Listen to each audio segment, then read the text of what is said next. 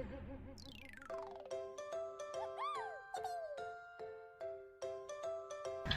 day everyone, we are group 7 and we are going to discuss lesson 10, which is determining the time setting of Portland cement. Before we start, here are my group mates. We have Mr. Maloles, me myself, Miss Manalo, Mr. Montanes, Mr. Mendoza, and Miss Oblepias. This will be the learning objectives of this lesson, and this is the learning discussion. We have 6 main parts or 6 main points to be tackled.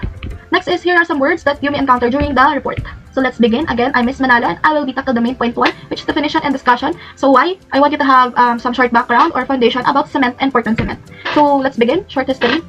First we have Assyrians and Babylonians who first used clay as their cementing material, to be followed by Egyptians who used lime and gypsum to create or to build their famous pyramids. Next is the Romans. In the name of the Roman scientist Vitruvius, believed to be the first know-how about the chemistry of cementitious slime.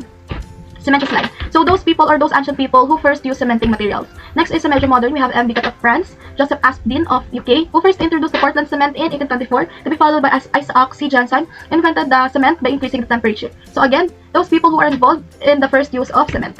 So ano nga ba yung cement? Let us define what is cement in civil engineering. Meaning is to bind fine, which is sand, and coarse, which is aggregates together. So it can be classified as hydraulic and non-hydraulic. So example for hydraulic is the Portland cement, and non-hydraulic is the plaster of Paris. So let us define what is Portland cement. Is the most widely used manufactured construction material in the world. So again, Portland cement, it resembles the stone in Portland. Portland cement has physical requirement, which is fineness, soundness, setting time, compressive strength, and this is the typical values of the physical requirement. So again, Portland cement composed of clay, shale, limestone, and chalk, and below is the chemical compositions of each raw materials. So the proportion of clay to chalk usually approximately 1/4 by weight. So kapag pinagsama-sama natin yan, makabuo tayo ng cement clinker. So next ay, paano nga ba nangyari yun? Paano nabubuo? Ano yung process? Again, in cement, we have 2 process, which is the dry process and the wet process. So technically, sa wet process may water, sa dry ay wala. So hindi ko na-explain video, ililink ko na lang. And ito yung system. So ang nangyayari dito is ihuhulog aggregates and then ika-crush siya 2 times. And then this is the raw materials, iko-combine. I-grind siya doon sa tube mill na tinatawag natin. And then mapupunta siya sa burning furnace, which is the rotary kiln. And dito niluluto. And the end, may gypsum dito ay sasama doon. And then the product will be the clinker or the cement clinker. And then magkakaroon siya susunod sa another planta or another system na naman. Another process na naman yun. And then the product will be the Portland cement. Ganun din, nag-grind and then niluluto. So ito yung itsura ng tube mill, and this is the rotary kiln and the gypsum. So technically kasi yung cement ay niluluto talaga in the process of heating or burning. So the raw materials. So yung raw materials is nakadepende sa dami, and then yung magiging result ng chemical compositions ay depende pa din sa raw materials that may affect the physical requirements of the Portland cement, such as the sound and fineness, the strength, and etc. So ayun lang, this will be the short history or the short background about cement and Portland cement. The importance of hydration in Portland cement. Portland cements are hydraulic cements composed primarily of hydraulic calcium silicates, an inorganic material or a mixture of inorganic materials that sets and develops strength by chemical reaction with water by formation of hydrates and is capable of doing so underwater. Hydraulic cement set and harden by reacting with water during this reaction called hydration cement combines with water to form a stone-like mass called base. Hydraulic cements including Portland cement set and harden when mixed with water at room temperature. The reactions that cause setting and hardening are collectively described as exothermic hydration reactions. Hydration begins as soon as cement comes in contact with water. As hydration continues, becomes harder and stronger. Most of the hydration and strength development take place within the first month of mixing, but they continue, though more slowly for a long time. After the aggregates, water, and the cement are combined, the mixture starts to harden. All Portland cements are hydraulic cements that set and harden through a chemical reaction with water called hydration. For the uses of Portland cement, ito ay isang building material na kadalasang ginagamit sa construction dahil meron itong mahusay na binding properties na nagpapatibay sa mga structural elements.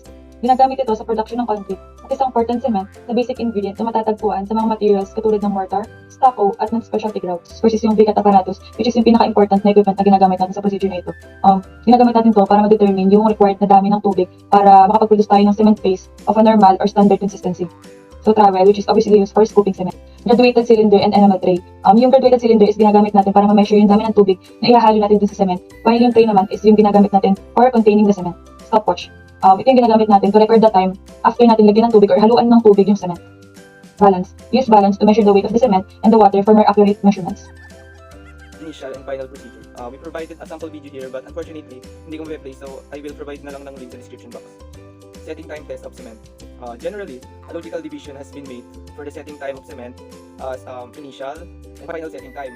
The initial setting time is regarded as the time lapse between the moment that the water is added to the cement to the time that the phase start losing plasticity. And then, this is the test procedure of initial setting time of cement. The final setting time is time lapse between the moment that the water is added to the cement in the time when the phase has completely lost its plasticity. And then, this is the test procedure of final setting time of cement. So, importance and things to remember.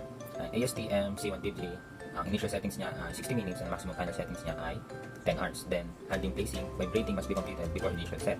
Then, curing na after final set. Then, kailangan din natin malaman yung loose ng plasticity ng isang cement. Then, yung kailan natin siya set at kung gaano katagal yung kanyang concreting process. So, nandito meron tayong sample ng initial and final settings ng isang semento.